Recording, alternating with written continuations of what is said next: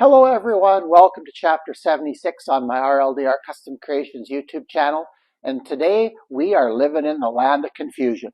I've got a piece of steel in here, but I've got the wrong tool for this. You can't do this with a skew. I'm in the wrong lathe. What's going on? So if you want to see how I solve this dilemma, all you got to do is stay tuned.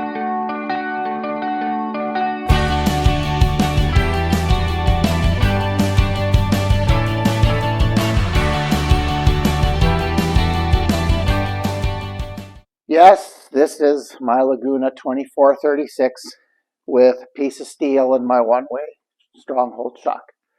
No, don't do this. Well, who knows? For simple operations, like just if I were to take and file this smooth, this would work. The nice thing is variable speed and all that stuff is good. In fact, I believe it was in the 50s or so, um, Delta, Rockwell, they had attachments for doing metal work on your wood lathe. There are even tools for it, which I found very interesting when I saw that. This today was just a little bit of a stunt to introduce the real star of today's video. So I'm not going to keep you in suspense any longer. We're going to go to the other side of the shop and show you what I'm going to show you today. Well, here we are. We're diagonally across the shop from my Laguna. This is a piece of equipment that I actually have quite a history with. This lathe was in the school shop, and the previous instructor, one of his last acts as shop teacher, was to use the saved up money that he had to purchase this machine. He was really, really interested in getting into machining and all that. And so this would have been mid-90s when I took over in the shop, early to mid-90s. The lathe was in the shop, according to the manual, in 1991. So, yeah, I was kind of in on the ground floor, so to speak. When I started teaching, this piece of equipment intimidated me like crazy because I really knew nothing about it and it looked terribly complicated. So I kind of reluctantly learned how to use it. It was difficult to run this machine and teach woodworking and welding and other things at the same time because you needed good students that weren't setting the auto feed and then running all over the shop and not paying attention. In fact, a friend of mine designed a little micro switch that he had on his lathe at home that when the carriage got too close to the chuck, it just turns the lathe off.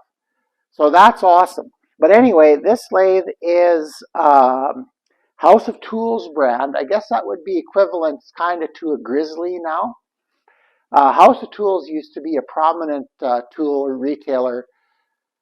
I believe they were mostly Western Canada. Kind of forgetting about my House of Tools history a little bit here. But it has 12-inch swing and 36 between centers. So it's very capable.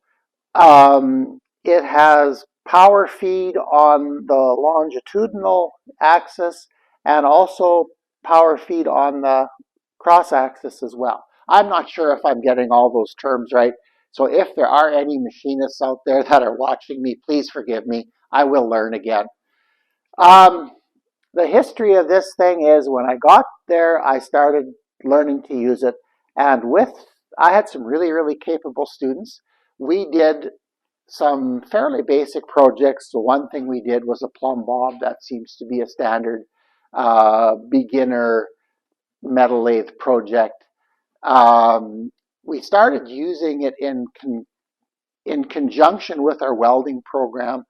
I'm not going to explain it here, but we made engine stands for a while, and students would make bearings, and they'd use the metal lathe to cut the grooves to put the balls in. So very simplistic bearing, but it worked.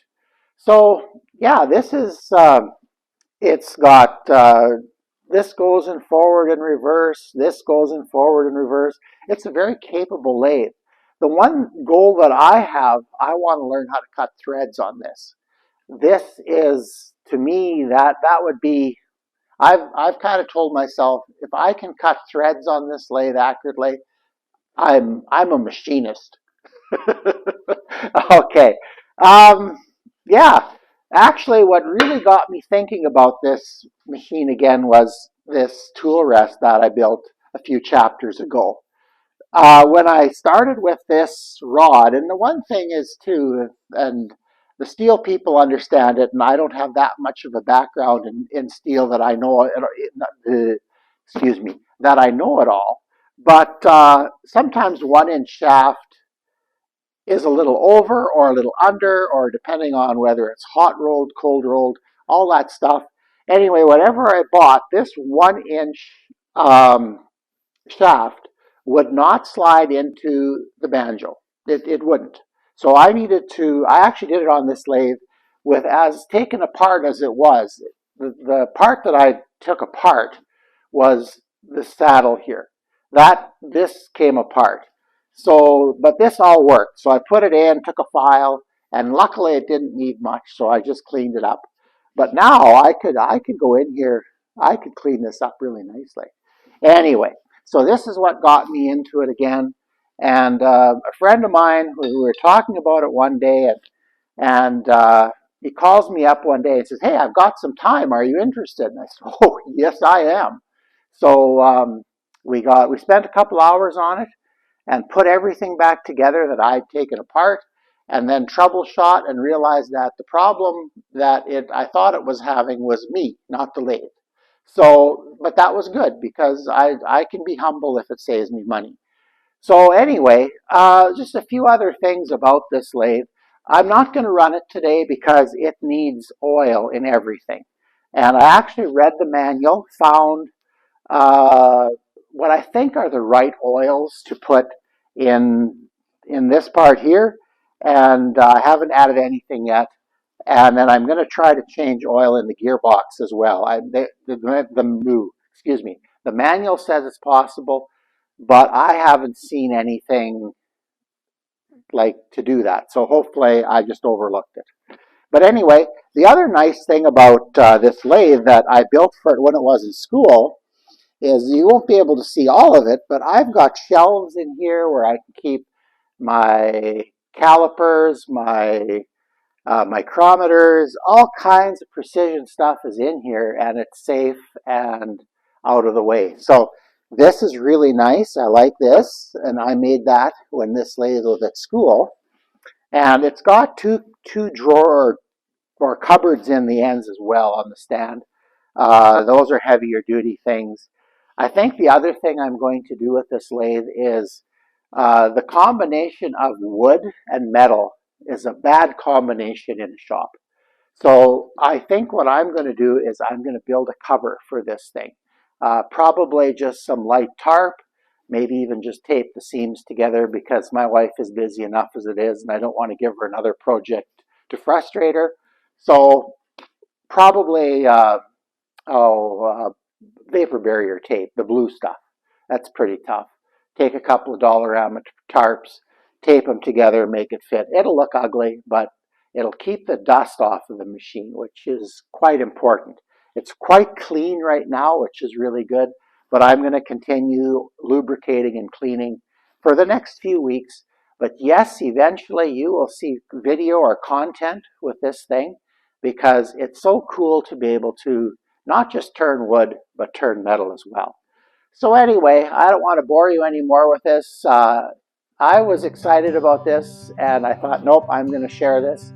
So hopefully you're excited as well. And this is kind of a goal for my retirement. I want to learn how to use this. So I'm old, but I still have a desire to learn and to try new things. So I'm hoping that for those of you that are retired out there, that you have something that you can be somewhat passionate about and enjoy learning new things in your golden years.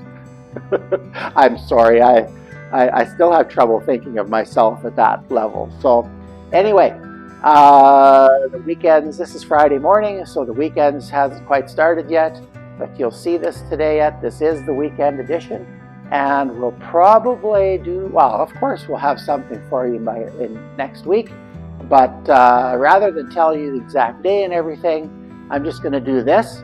We will see you on the next video. Have an awesome weekend, and I'm going to say it this time instead of just put it in the text. Thanks for watching.